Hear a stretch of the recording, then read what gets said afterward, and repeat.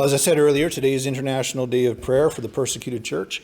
And I'm sure many people, you folks, probably, I'm assuming, like to keep tabs on how things are going for our brothers and sisters around the world. I don't have my I got to pull the stand up because I don't have my glasses on, so it's like get closer to the words here. Today is just a day to reinforce that they need our prayers. It's, they need our prayers all the time. And so today is just a reminder, reinforce our awareness, highlight some of the challenges they face. And like I said, usually I have slides with information and then we spend some time praying. And sometimes it's awkward because nobody knows how to pray and we sit here in silence for a while. So today I'm just going to share a brief talk, highlight some of the countries, and then we can just have quick like popcorn prayers, just 3 little points. The organizers of IDOP have some sermon outlines, and one of them was on Psalm 46 that I thought I'd give a shot at. God is our refuge and strength, always ready to help in times of trouble. So we will not fear when earthquakes come and the mountains crumble into the sea. Now that's a pretty big statement right there. Like if you're on the coast or you're in BC and the mountains are crumbling into the sea, that's this guy's making a big statement here. Will not fear when earthquakes come, the mountains crumble into the sea. Let the oceans roar and foam. Let the mountains tremble as the waters surge. Selah, interlude, means let's just play some music while we all think about this for a minute. A river brings joy to the city of our God, the sacred home of the Most High. God dwells in that city. It cannot be destroyed. It can't be destroyed. From the very break of day, God will protect it. The nations are in chaos and their kingdoms crumble. God's voice thunders and the earth melts. The Lord of heaven's armies is here among us. The God of Israel is our fortress. Think about it. Come see the glorious works of the Lord. See how he brings destruction upon the world. He causes war to end throughout the earth. He breaks the bow and snaps the spear. He burns the shield with fire. Be still and know that I am God. And I'll talk about that later, but just reading it right now, be still and know, and there's an exclamation point in my translation here, that I am God. It's a strong statement. And it's almost, I like to think sometimes that God boasts. And there's no pride there because he is.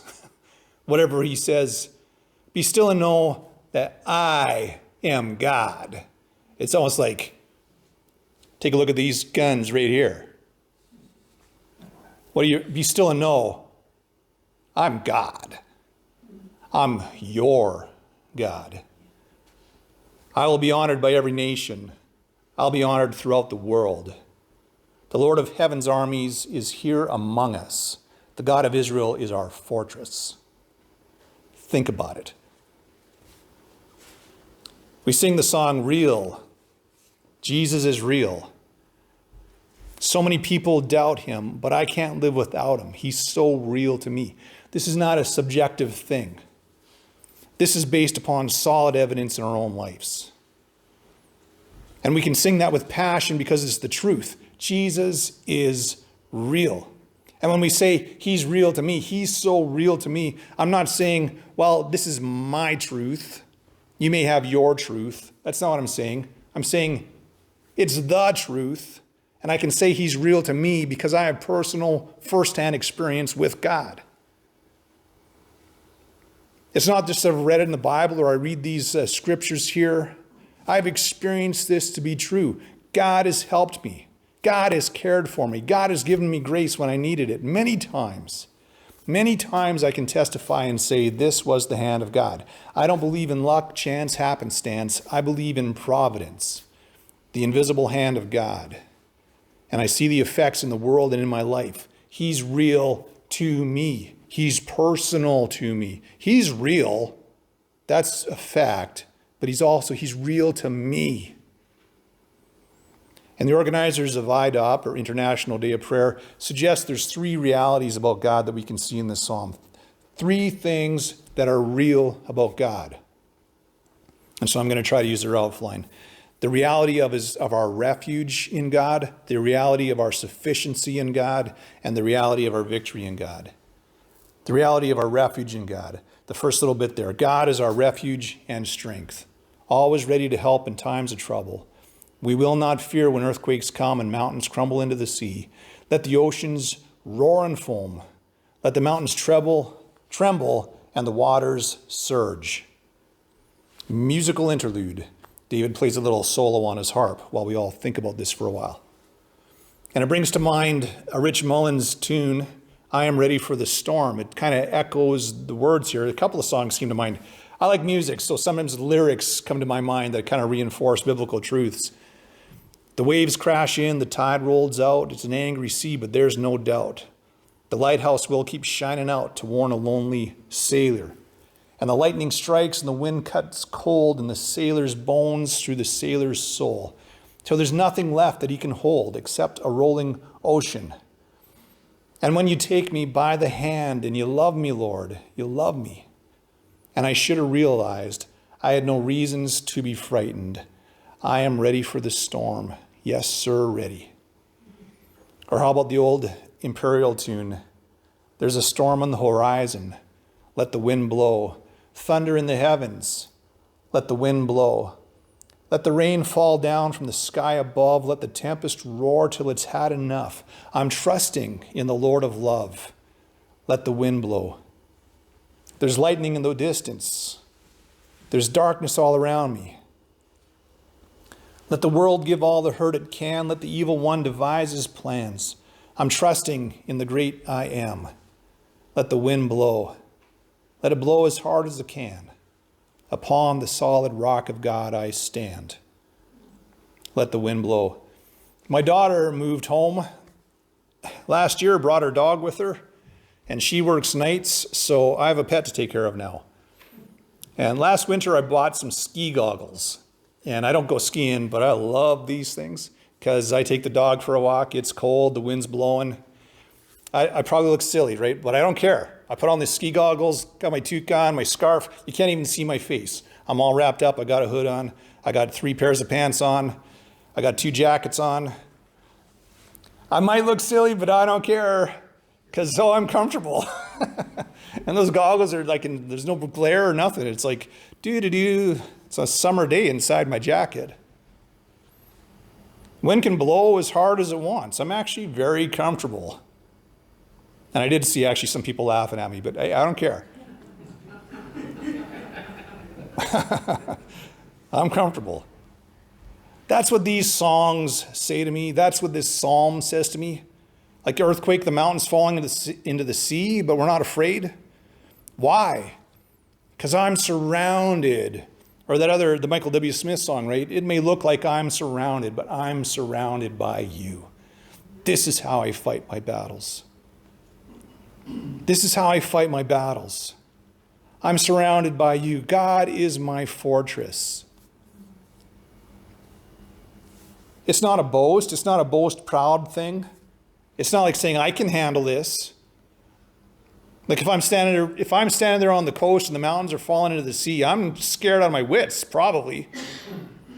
Like I'm going to die here.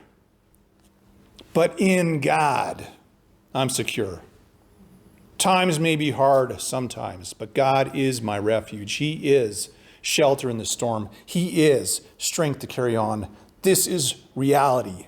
This is real. This is not wishful thinking. This is facts. The reality of our refuge in God and the reality of our sufficiency in God. Verse 4 says, a river brings joy to the city of our God, the sacred home of the Most High. God dwells in that city. It can't be destroyed. From the very break of day, God will protect it. The nations are in chaos and their kingdoms crumble. God's voice thunders and the earth melts. The Lord of heaven's army is here among us. The God of Israel is our fortress. Think about it. Glory Die, I think the name, Christianity.com wrote an article, and I'm just going to read part of it. Christians sometimes think that they're enough, but the reality of the situation is that they are not. We are not.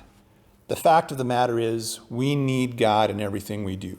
When we wake up in the morning, have our breakfast, do the task for the day, We need God for the air we breathe, the food we eat, the wisdom for our daily lives. To rely on ourselves is never sufficient, but to rely on God is sufficient enough and more than enough. This is what the verse of 2 Corinthians 12:9 talks about. You might recall Paul saying, like, I had a thorn in my flesh, and 3 times I prayed, take that from me. But he says this, but he said to me, my grace is sufficient for you, for my power is made perfect in weakness. Therefore, I will boast all the more gladly about my weakness, so that Christ's power may rest on me. It's not a message in the West, is it, really? It's really not something we really highlight and focus on. You don't get these preachers standing up and saying, man, I'm so weak. I am so weak. We're so weak, everybody. That's not the message we're told all the time. This is Paul's boasting. I'll boast in my weakness, right? I'll boast about it. So that Christ's power, because when I realize that I can't do it, that's when God comes in and he does it. But when I try to do it on my own, God says, okay, go for it. And then we can't do it. I need to rely on God, because God is the only one that can make my life sufficient. God doesn't always remove the thorns from our sides, things that bother us, trouble us, but his grace is always sufficient for us in the midst of those trials and tribulations.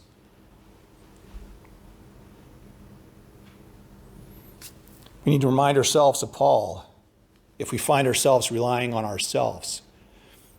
Because a lot of us like to put Paul up on a pedestal that, wow, what a man of God, and all the things he did, and he was definitely, of course, apostle, instrumental in spreading the Christian faith to the Gentiles.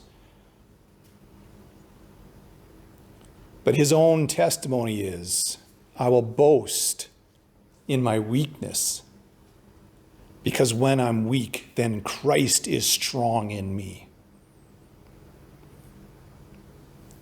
And he's always enough. Paul, what an awesome thing. I couldn't have taken a step without Jesus. And he even says, I was the worst. I was persecuting the church. Like I was the worst.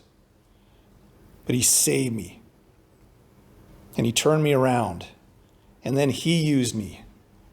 And to live is Christ, and to die is to gain him. It's all about Jesus. And that assistance that he gives is real. The power of Jesus in our weakness is real. It's true. It's always enough. God is sufficient for all our needs. And because of this, we have victory. He is our fortress. He is enough for everything we need. And our text has a classic verse that's been shared often that I kind of paused on when I read it the first time. Verse 8, come see the glorious works of the Lord. See how he brings destruction upon the world. He causes wars to end throughout the earth. He breaks the bow and snaps the spear. He burns the shield with fire. Be still and know that I am God. I will be honored by every nation. I will be honored throughout the world. The Lord of heaven's armies is here among us. The God of Israel is our fortress. Think about it. Verse 10 is a yes and amen moment that I was talking about last week. This is a resounding truth that will happen, and we don't have to do anything about it. Sometimes we feel like we have to apologize for God, or we have to defend God, I guess is the better word. Sometimes we feel like we got to defend God, right? Like everybody says this and that, and I got to defend him. And there's nothing wrong with apologetics, that we call it, trying to convince or debate with people in a loving manner, show them reason. That's all good. But God sometimes says, just be still and know that I am God. This is true. This is the truth. This is real. He is God. Whatever we all think or do. It just hasn't been made visible to everyone yet, but it's going to be. I recently read Psalm 94, and I thought it fit in with this theme, so I'm going to read it. Psalm 94. O Lord, the God of vengeance, O God of vengeance, let your glorious justice shine forth. Arise, O judge of the earth. Give the proud what they deserve. How long, O Lord? How long will the wicked be allowed to gloat? How long will they speak with arrogance? How long will these evil people boast? They crush your people, Lord, hurting those you claim as your own. They kill widows and foreigners and murder orphans.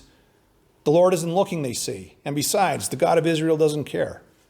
Think again. And there's strong language here. Think again, you fools. When will you finally catch on? Is he deaf, the one who made your ears? Is he blind, the one who formed your eyes? He punishes the nations. Won't he also punish you? He knows everything. Doesn't he also know what you're doing? The Lord knows people's thoughts. He knows they're worthless. Skip down to verse 17. Unless the Lord had helped me, I would have settled in the silence of the grave. I cried out, I'm slipping, but your unfailing love, O Lord, supported me. When doubts filled my mind, your comfort gave me renewed hope and cheer. Can unjust leaders claim that God is on their side? Leaders who decrees permit injustice. They gang up against the righteous and condemn the innocent to death. But the Lord is my fortress. My God is the mighty rock where I hide. God will turn the sins of evil people back on them. He will destroy them for their sins. The Lord our God will destroy them. Back to our text. Be still and know that I am God. I will be honored by every nation. I will be honored throughout the world. The Lord of heaven's armies is here among us. The God of Israel is our fortress. This is true. This is reality. He is our refuge. He is sufficient for all our needs, and he is our victory.